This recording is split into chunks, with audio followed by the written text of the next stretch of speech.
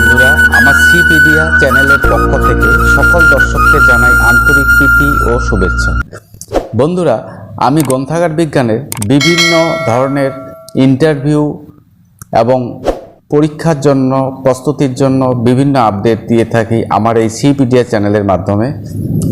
তাই আজকেও আমি আপনাদের সামনে নিয়ে এসেছি একটি নতুন ভিডিও।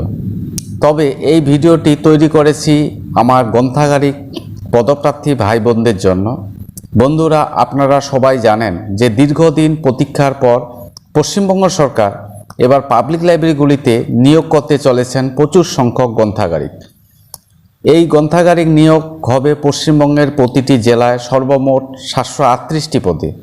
তাই বন্ধুরা, আমি আমার গ্রন্থাগারিক ভাই বোনদের কথা ভেবে তৈরি করেছি আমার এই ভিডিও।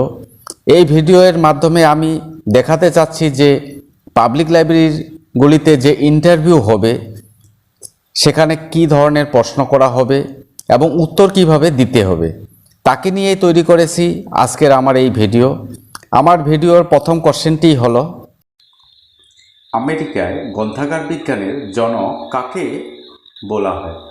উত্তরটি হবে মেলভিল ডিউইকে আমেরিকায় গ্রন্থাগার বিজ্ঞানের জনক বলা হয়। পরবর্তী কোশ্চেনটি, ভারতের গ্রন্থাগার আন্দোলনের জনক কাকে বলা হয়? উত্তরটি হবে সিয়াজিরাও গায়কোয়াড় থ্রিকে ভারতের গ্রন্থাগার আন্দোলনের জনক বলা হয়। পরবর্তী কোশ্চেনটি, ভারতে প্রথম গ্রন্থাগার সংঘ কোনটি? উত্তরটি হবে অন্ধ্রদিশা লাইব্রেরি অ্যাসোসিয়েশনটি হলো ভারতের প্রথম গ্রন্থাগার সংঘ। পরবর্তী কোশ্চেনটি, 1911 সালে কার সহায়তায় ভারতের গ্রন্থাগার বিজ্ঞানের সূচনা হয়? উত্তরটি হবে ডাব্লিউ.এ. বর্ডেন এর সহায়তায় 1911 সালে ভারতে গ্রন্থাগার বিজ্ঞানের সূচনা হয়। পরবর্তী কোশ্চেনটি, ইম্পেরিয়াল লাইব্রেরির প্রথম গ্রন্থাগারিক কে ছিলেন? উত্তরটি হবে জন ম্যাকফার্লেন ইম্পেরিয়াল লাইব্রেরির প্রথম গ্রন্থাগারিক ছিলেন।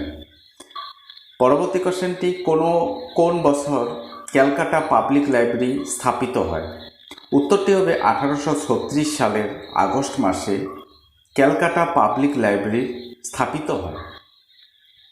পরবর্তী কোশ্চেনটি, কোন বছর ইয়াসলিক বুলেটিন প্রকাশিত হয়? উত্তরটি হবে 1956 সালে ইয়াসলিক বুলেটিন প্রকাশিত হয়।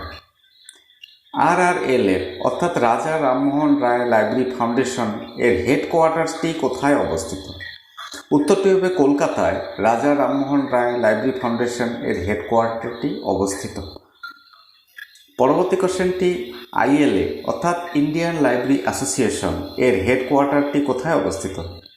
উত্তরটি হবে নিউ দিল্লিতে ILA অর্থাৎ ইন্ডিয়ান লাইব্রেরি অ্যাসোসিয়েশন এর হেডকোয়ার্টারটি অবস্থিত।